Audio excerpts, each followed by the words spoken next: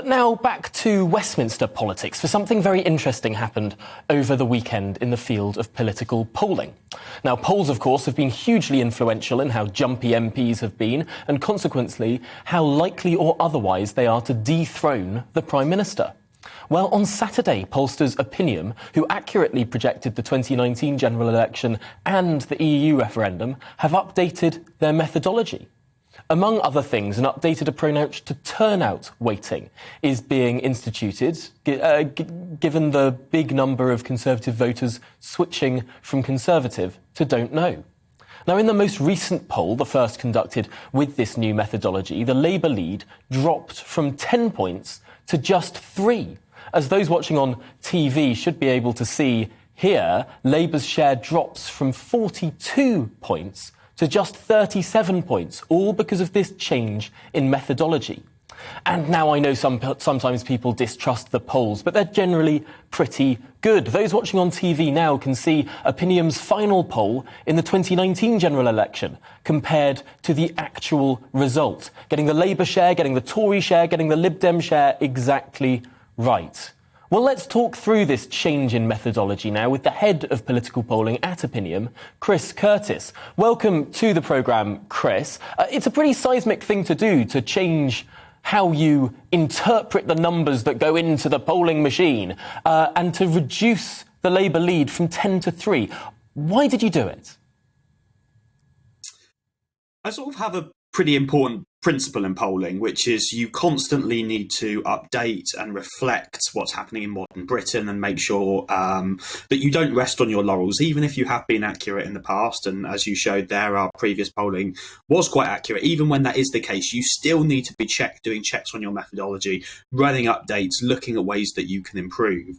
And we've done a big review of our methodology over the last few months. We've looked at places where potentially we're underestimating certain parts of the population, overestimating other parts of the population, and we've made changes to adapt to those. So, for example, we're including more people from ethnic minority communities, we're including more people who don't pay much attention to politics, we're including more older people who don't have a graduate degree, because we think they're also increasingly important in deciding how people vote or people's voting behaviour in elections.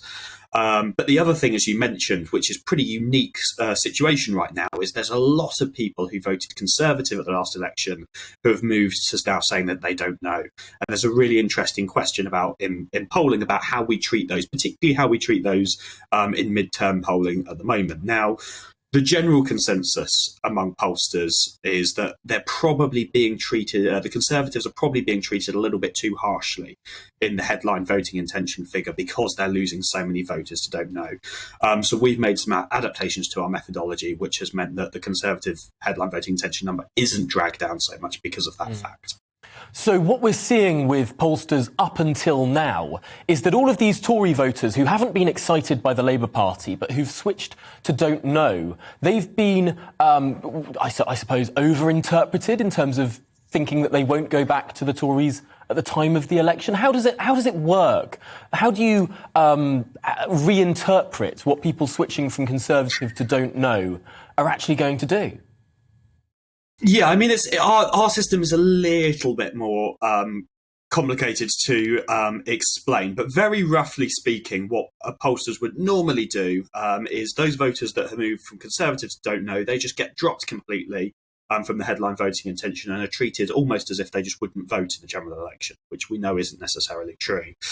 Our system, what we basically do is we take those people in the poll who say that they'll vote in an election, and we weight that section of people to be representative of those who we know will actually vote on election day. Now, obviously, if you've got lots of Conservative people who voted Conservative at the last election and you drop them, that means that the people that are left, there's not enough people who voted Conservative in the 2019 election in your sample of voters. In our case, we weight that to make sure we've got enough people in there who voted Conservative in the 2019 This is really interesting.